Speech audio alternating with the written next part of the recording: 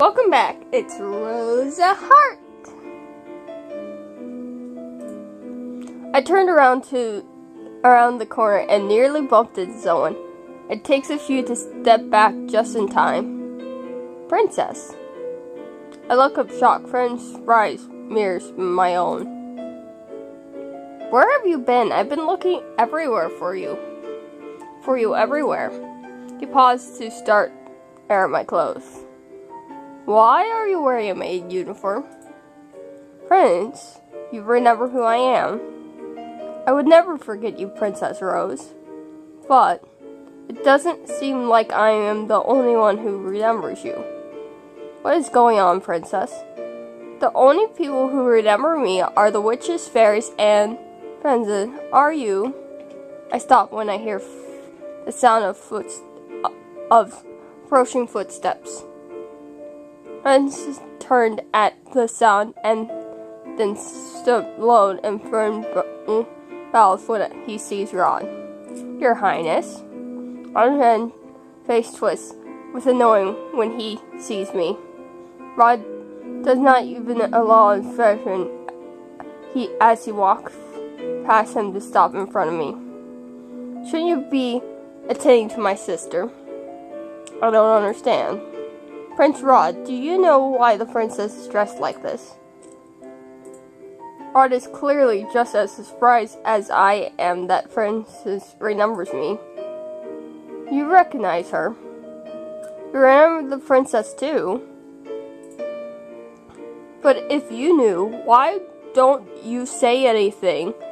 And when she first went missing? And can someone explain to me why she's attending to Princess Anna? This is Francis. I cut him off before he could ask anything more. I felt Rod's glance back at me as I turned to look at Francis. No more questions. But Princess, right now I am a plain maid. A what? It's a long story and I have no time explaining it, so do not ask. And it is clear he seems to struggle for a few moments before he finally sighs and nods. Yes, Your Highness. Though it's nice to hear someone here speak my tale, it will not do if Francis calls me that on accident. If it's just Rose for now. But I turned to face Rod. Elena is waiting. What? The guard could not even deliver her message. Where are you going? Anne wants to visit her friend's shop to town, and she wants us to go with Rod. Town. Ordinarily, I would not mind Francis joining us, but right now he might just be on nuisance company. He may very well give me away. Rod barely wants to speak with me when it's just the two of us, and I doubt Francis would make him more stable. I'm assuming that you mean you is not option at this point. Yes. Francis looks down from a moment before looking at Rod. I'm sorry to ask you this of you, Your Highness, but since she's refused to let me do so, please look out for Princess Rose in my palace. Ridiculous. I do not need to be coddled. Even if I did, Rod couldn't care less if I'm hurt. I will do my best, Sir Francis. I couldn't tell if he's being generous or not. Francis bowed to the both of us. Stay safe, Rose. And you, Your Highness. Rod turns and begins to walk away without another word. Come on. Rod is silent as we made our way back to the palace gate. I'm still thinking about what he said to Francis earlier. Why would Rod agree to Francis' request? Because he just wants him to leave. I stare at Rod's back as he walks in front of me. Sometimes I can't figure out what he's thinking. Rod, Rose, and beams when she caught sight of us. Are you ready? Rod crossed his arm. He does not look very happy with his sister. Even though Rod is young, I can't help but think that he's often sounds like the older of the two. I'm busy, Emily. I can't drop everything whenever you want to leave the palace. I'm sorry, but I really need some fresh air today. You can get plenty of fresh air on the palace grounds. I felt I need to be off palace grounds. Emma's face drops as she looks at the ground. Rod lets out a exercise before stepping inside the carriage. Come on, Rod. Just for an hour, okay? Thank you.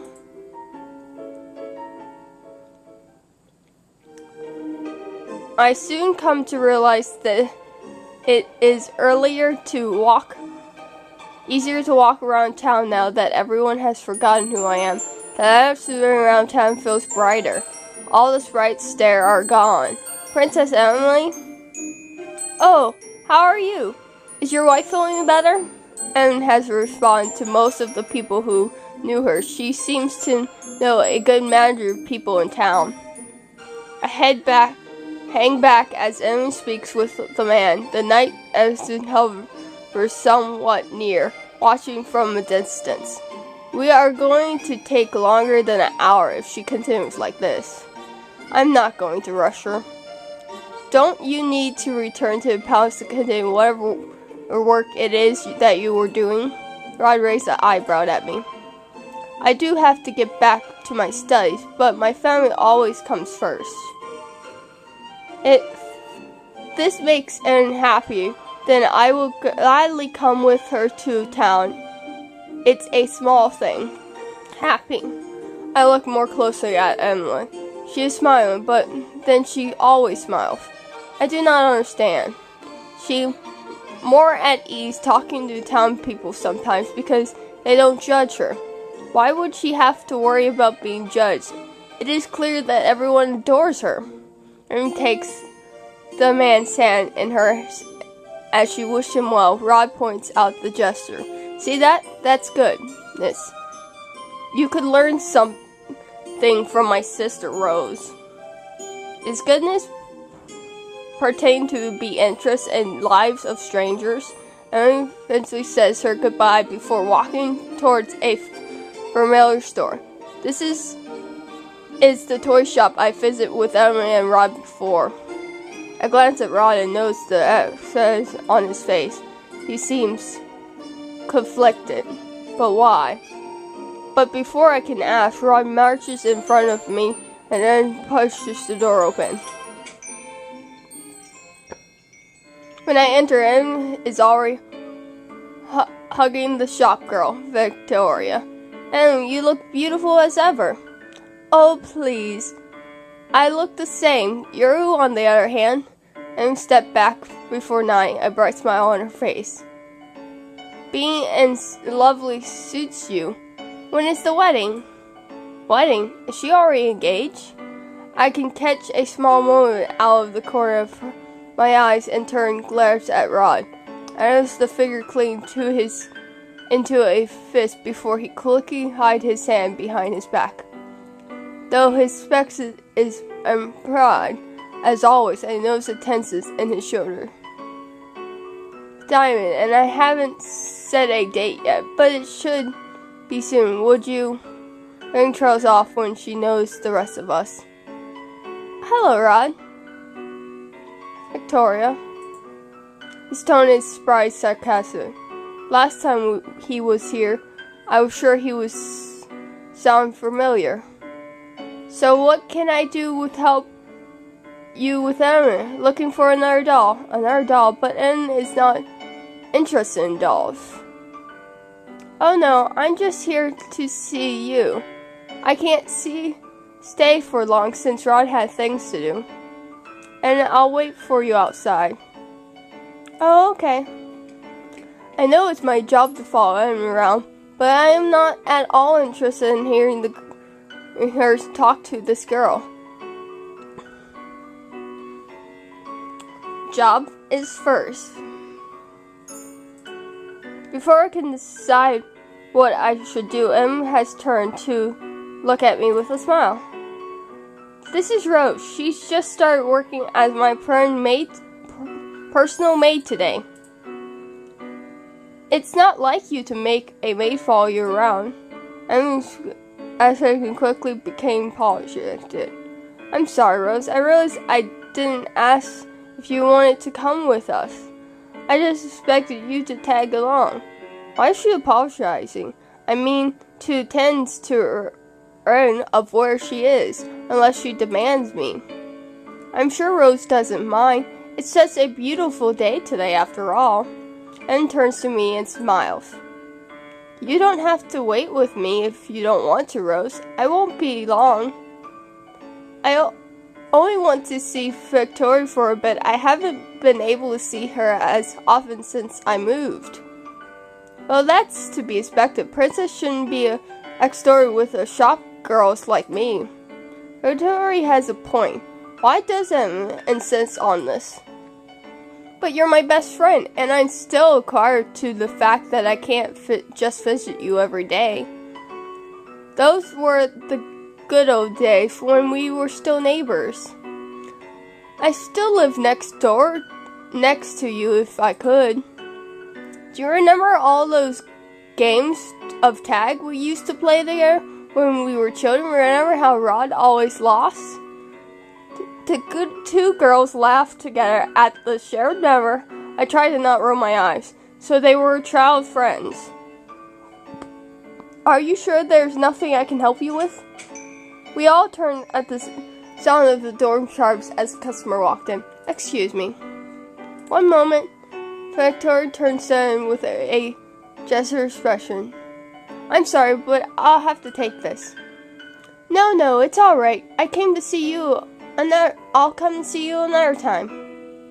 I promise we can talk for as long as you want next time. Em smiles and hugs her friend in a farewell. I follow closer behind Em as she exits the shop. Rod pushes away from the wall that he has been leaning against once he knows us leave. Ready to go, Em nods with a smile. The two of us begin to make our way to the palace again. By the time we reach to the palace, evening has fallen. I hope we're not late for dinner. The minute the carriage doors opened, we were greeted by two familiar faces. Sharon and Samantha standing before us. Princess and Princess Rod, I was on the way to look for you when Samantha informed me of your whereabouts. He glares at the knight and the knight smirks back. Sir Anne turns sharply to me afterward, his eyes narrow. Why is he looking at me like that? It was getting late and the queen was worried. I'm so sorry. Princess Anne, Prince Rod, it's almost time for dinner. Please let me escort you inside. Sir messaged for them to follow. I'm about to follow after with them when Sir Anne's son moves to block my path. His eyes were cold when he opened his mouth to say something, but closed it again and shook his head. You are dismissed, girl. You may go back to your quarters. But that is an order. Glance piercing. Even when I was a princess, I was not able to stand up to the gates. Yes, sir. After dinner, I made my way back to the room assigned to me. As I walked down the hall, I noticed Rod heading in my direction. Rod? Son grabbed my arm and pulls me down the hall. Where are you taking me? Rod doesn't answer and just continues moving till we reach an unfamiliar door. What is going on? Rod cuts me off by putting a finger to his lips. Look around willingly before finally pulling me in through a door with him. This place. I've heard of palace before, but I've never seen it. It's a secret passage that leads into town. Rod does not answer me. He simply keeps walking.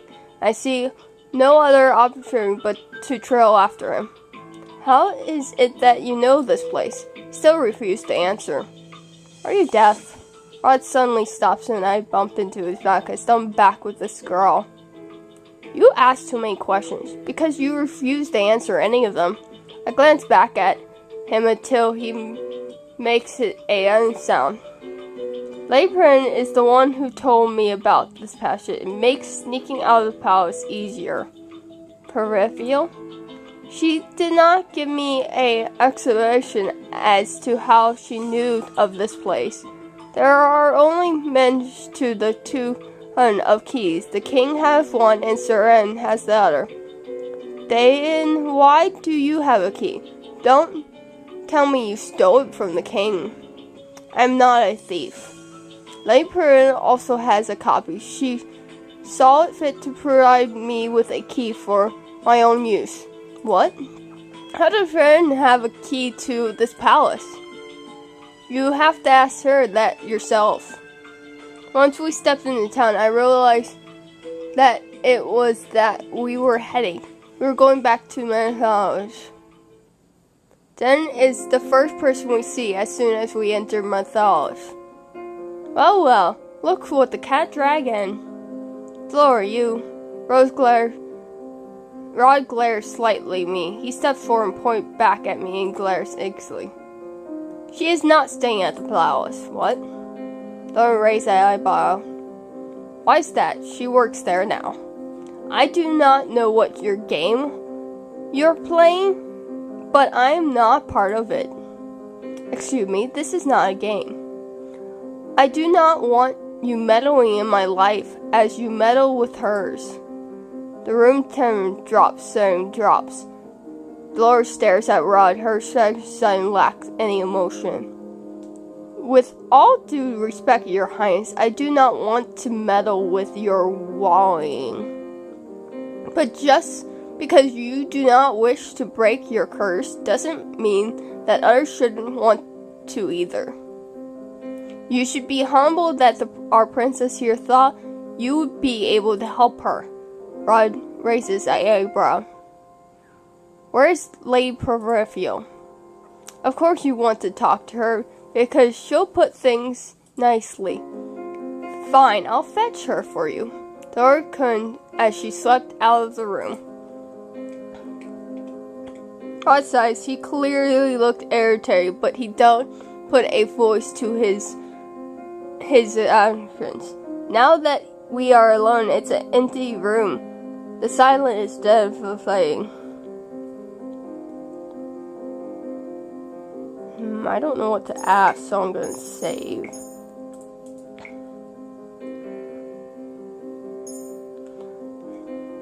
I more want to know why he wants me to not break. Why he doesn't want to break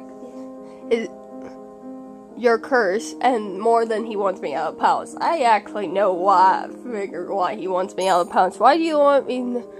I do not need to explain myself to you. Do you even know why? Even how to break your curse? I do. So why are you not doing anything? It's none of your business. I do not realize the anger inside of me at first, and then I notice that my hands are fists and I am shaking. You are angry at me for threatening your family with unkindness, and yet you do not treat me with any respect or kindness either. Excuse me. I realize that this is anger I have felt a long time. It made words fall out of my mouth. You are guide of the same den you're holding me accused from. We are both being cruel to our family, aren't we? And Rod's eyes blaze as he stroked towards me. He stopped right in front of me, his mouth pressed into a firm line. As you are so fond of telling we do not share any blood. The one thing pulling us together is the king, and you do not share his morals. Remember this, Rose, you will not be part of my family, and I will never see you as a sister. Rod storms out of the round air just as Dorian enters. Sorry, looks like Peru wasn't in. She pauses, then gives me a widening smile.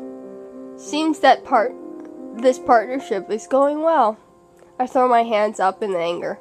He's infuriating.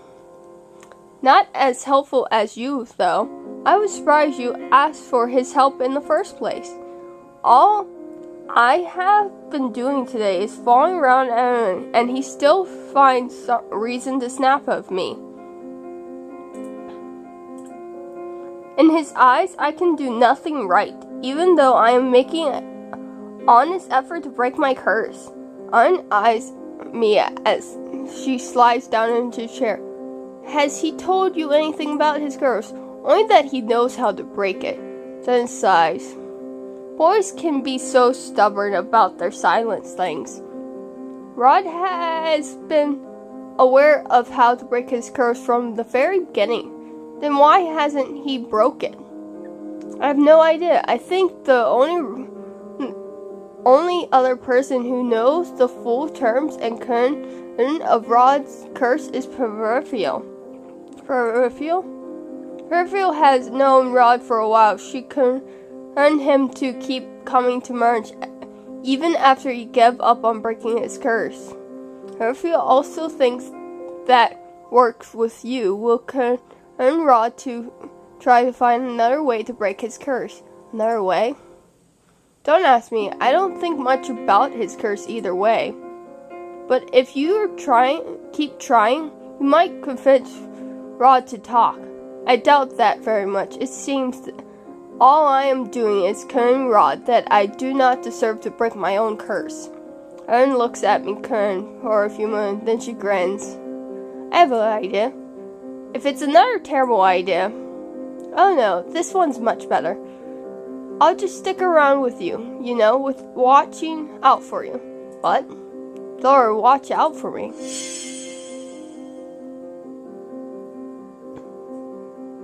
I'm surprised when Dora suddenly stays before me in her doll form. There's no way you and Rod are going to sort things yourself, so I'll tag along. It's much easier on travel side, Why do I feel like she's only making things worse? Come on then. Ern somehow managed to jump into the front of my pocket of my apron, which is thankfully large enough to fit her doll body. Let's go find us a prince and get ourselves back to the palace.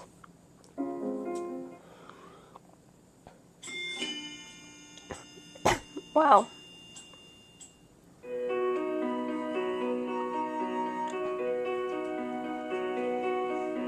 Alright.